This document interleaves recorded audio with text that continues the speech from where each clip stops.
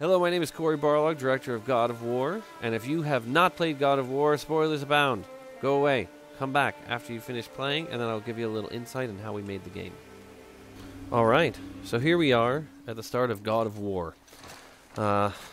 This opening sequence actually came about a little late. We knew the opening level, but the opening sequence of Kratos at the tree and kind of having the quiet, solemn moment was a lot of discussion for us to figure out, you know, the right moment to start this game. And it needed to be not a big, bombastic action moment to really show people that things are different. We needed to show them that, you know, Kratos has a little bit more going on in this game than any of the previous games.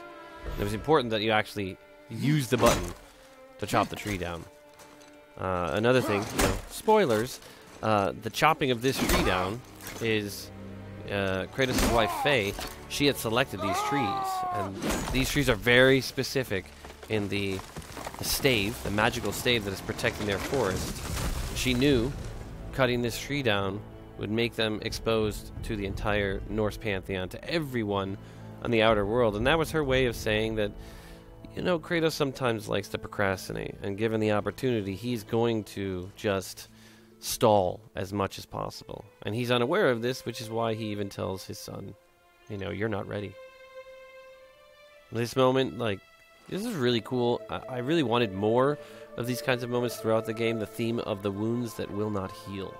So these burn marks on his forearms have not healed since they were seared on his forearms all the way back in the first God of War game. And now he's even unable to show his son just the wrapping of that, which is, you know, wordlessly explaining so much of this relationship between these two characters. And I've said this before, but I mean, this is such a blatant inspiration from Commando. You know, that when I was a kid watching that movie and seeing Arnold carry this giant tree. And the first tree that they gave me was really small and normal size, you know? And I kept saying bigger and bigger and bigger, and I wanted to go even bigger than this, but at that point I think they cut me off and kicked me out of the office and said, we're just not going to listen to you anymore. Still want me to tie it to the boat? But I wanted it to feel like, you know, there's Arnold carrying a tree, but then there's, you know, Kratos carrying just massive tree. And, of course, his son completely unfazed, right? Because he doesn't know anything more than just dad is dad, right? He's always been strong. No big deal. Boy.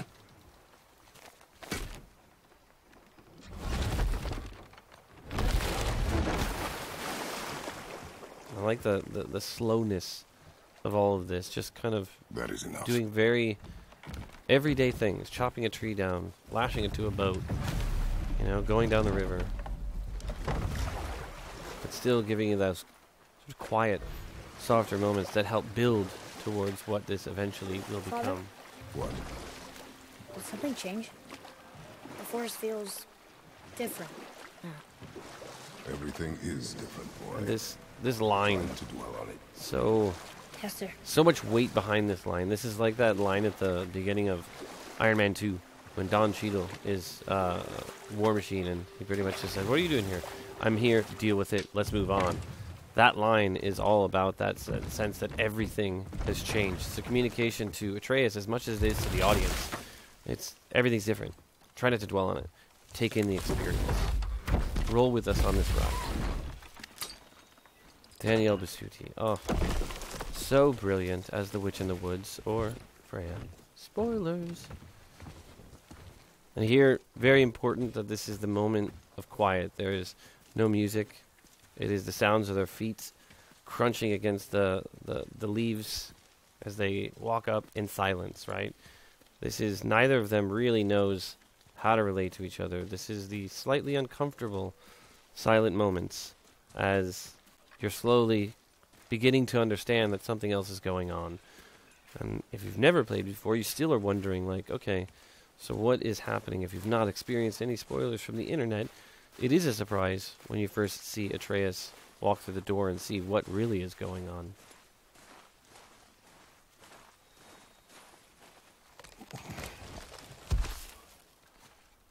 That was the last. Then he just goes and tears this tree up. In a few minutes, the whole thing is broken down. See? Gods can chop wood fast. Oh, I love this little breath.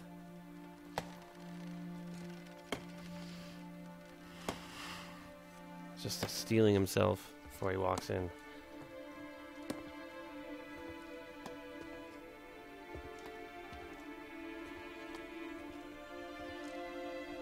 And so much of, you know, what we had done is being open on the set to try to figure out what worked best. And this sort of abbreviation of the Viking prayer for the dead was added on the set when I was just like, I don't really want him to do the whole poem because we're taking place in the time before the Vikings, so I'm imagining this is kind of the Strawhenge to the Stonehenge version of that full poem, and really all he's doing is calling out to his mother and his father as she's being ushered off. He's laying down mistletoe. Oh, there do they call to me. Oh, there do they call to me. Oh, there do they call to me. We had a bug for the longest time where in the middle of this sequence, the model would just jitter a little bit, so everybody would be like, she's not dead.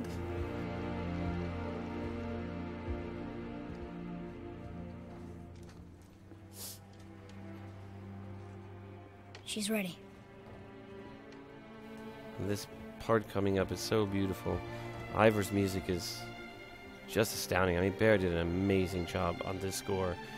This moment, the first time he gave me the first draft of the score, and we put it to the rough animatic of this, you know, Kratos' sort of true desires right here. Find your way home. You're free. You are free. That's all he wants. Like, she got what he could never get.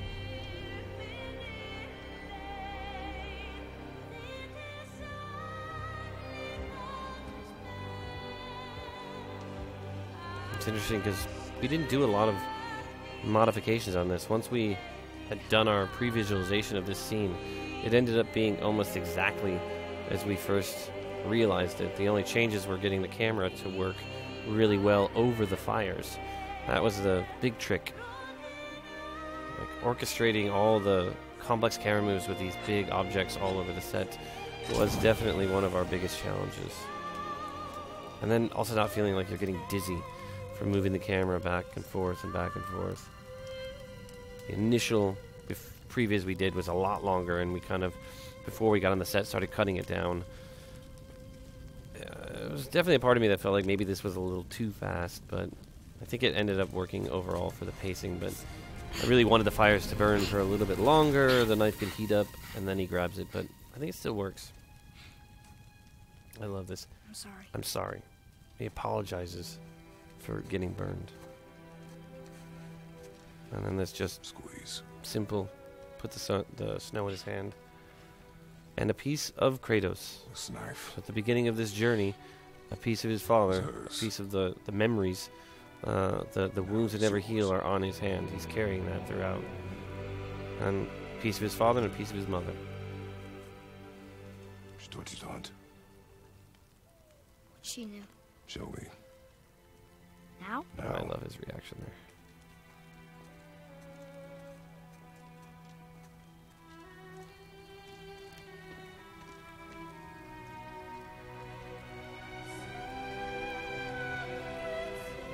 It's just such an amazing work by our cinematics team to be able to really catch so many of these moments. A lot of weird choreography had to go on, but What are we hunting? so You worth are it. hunting deer. And the lighting here is just absolutely beautiful. Which way? Did not come In the online until direction the of very deer. end. You know, the artist actually came in Okay. to this level and told me, This oh, I'd way. like to redo a few things. You know, we're in the last 6 months of the game. And I thought, oh, okay, cool, we'll redo a couple of rocks or change some textures or even adjust the lighting a little bit. And then a producer runs in my office like 3 or 4 Father, weeks later, yelling at me, why are we doing this why now? did you tell them to redo the need whole to know level? you And I can was like, survive the what are you journey. talking about? Then And we they leave just, for the mountain? they weren't satisfied Depends with on it, so you. they went in and they really just Hunt. redid everything. And it's for the better. That's the level of kind of perfectionism that everybody has at the studio, that a level that was done, that I was like pretty happy with, and I gave them, you know, thumbs up and said, let's this is good, let's move forward. And they just were not What happy. did you find? They wanted to take Tracks. it even further, and Not deer, though. I feel like that's reflected in every keep looking. aspect of the game. Everybody's desire to go one step beyond what we think is like, okay, well, that's done.